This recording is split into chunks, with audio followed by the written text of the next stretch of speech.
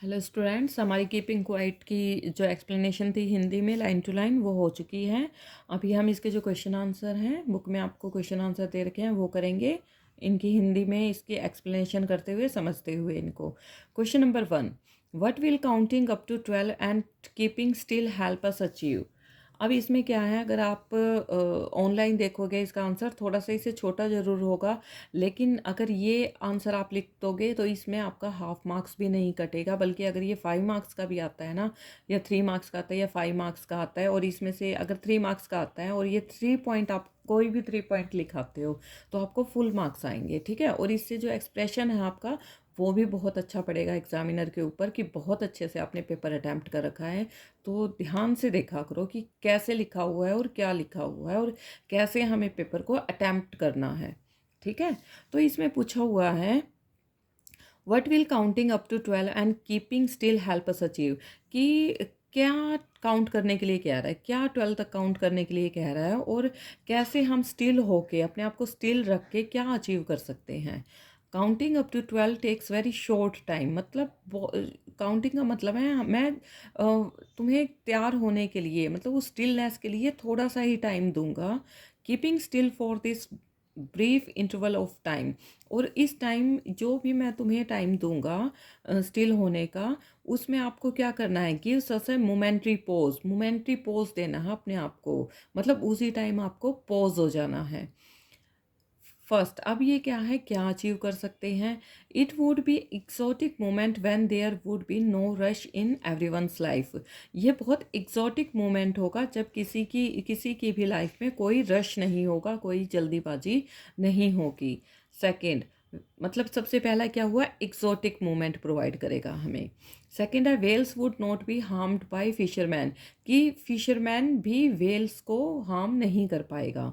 Third है the man gathering salt would look at his hands which are hurt by it, मतलब जो आदमी है जो काम करते जा रहे हैं वो भी अपने आप को देखेंगे कि हमने अपने ही शरीर को कितना हर्ट कर दिया है।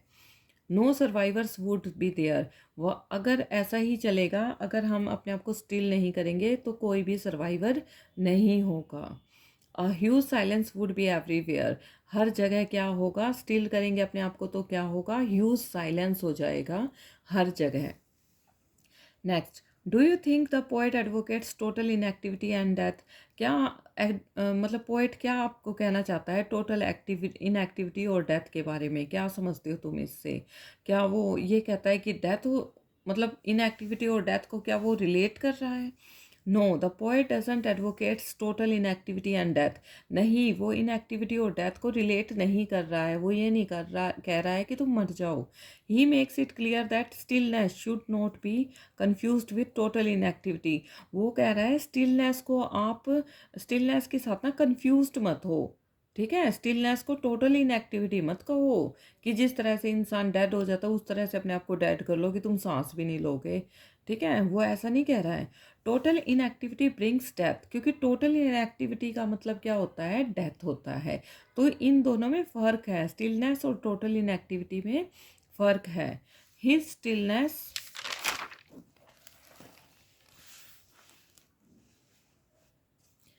His stillness mean harmful or hostile activities done by humans. His stillness means harmful or hostile activities done by humans should be banned कह सकते हो या इग्नोर कह सकते हो।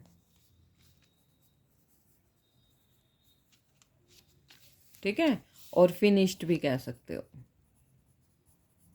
शुड बी फिनिश्ड मतलब उनको ख़त्म करना है, जो हार्मफुल एक्टिविटीज़ हैं जो हम अपनी बॉडी के साथ कर रहे हैं उनको ख़त्म करना है हमें।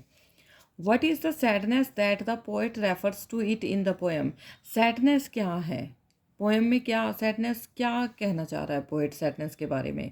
The poet refers about sadness that man himself formed out sadness through his actions and thoughts, poet sadness को रेफर करता है कि जो मैन है उसने खुद ही इस सैडनेस को फॉर्म किया है किस तरह से फॉर्म किया है, अपने एक्शंस और थॉट्स से।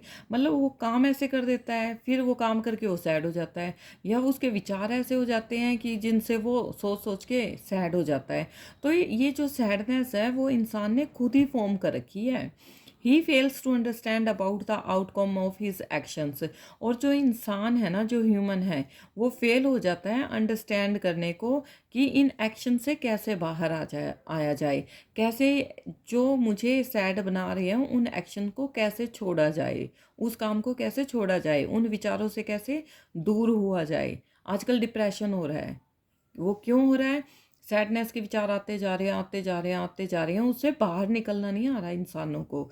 तो वो अपने आप को फेल कर रहे हैं इस चीज़ को समझने में। Man is the creator of all disasters. आदमी खुद ही हर डिज़ास्टर का क्रिएटर है। हम अपने आप को हार्म भी कर सकते हैं और अपने आप को हील भी कर सकते हैं। What symbol from nature does the poet invoke to say that there can be life under apparent stillness? Symbol बताना है नेचर से कि मतलब पोएट क्या कहना चाहता है। There can be life under apparent stillness, कि इस स्टिलनेस के बाद जो लाइफ होगी वो कैसी होगी। The poet wants to prove that there can be life under apparent stillness. The earth never attains total inactivity. वो कहना चाह रहा है स्टिलनेस का मतलब ये नहीं है कि टोटल इनएक्टिविटी, ठीक है, वो ये नहीं चाह रहा कि सारे मर जाएं, ठीक है, वो ये चाह रहा है कि थोड़ी देर के लिए अपने विचारों को शांत करो, अपने आप को समझने की कोशिश करो। All the time work keeps earth alive. काम तो करते रहना चाहिए जिससे अर्थ भी जिंदा रहे। पेड़ पौधे क्या हैं, दिन में क्या लेंगे, कार्बन डाइऑक्साइड लेंगे, रात को क्या करेंगे, ऑक्सीजन छोड़ेंगे, दिन में ऑक्सीजन छोड़ेंगे, ठीक है, रात को कार्बन डाइऑक्साइड छोड़ेंगे। तो काम तो वो करते जा रहे हैं, ठीक है, उसी की वजह से जो अर्थ है वो जिंदा है। काम तो हमें करना है, लेकिन बुरे विचारों को निकालना है, जो गलत काम हम कर रहे हैं उनको छोड़ना है। This idea is illustrated by the following lines. As when everything seems dead and later proves to be alive. आज जो चीज़ हमें डेड दिखाई देगी ना, कल वही चीज़ जिंदा होगी। एक्चुअल में वो क्या हो रही है, जिंदा हो रही है, वो मर नहीं रही है, ठीक है। तो ये हमारे क्वेश्चन आंसर कंप्लीट हो चुके हैं। अगर इसके लॉन्ग क्वेश्चन आंसर लिखवाने होंगे तो वो भी मैं डाल दूंगी। Thank you all. Please like share and subscribe my channel.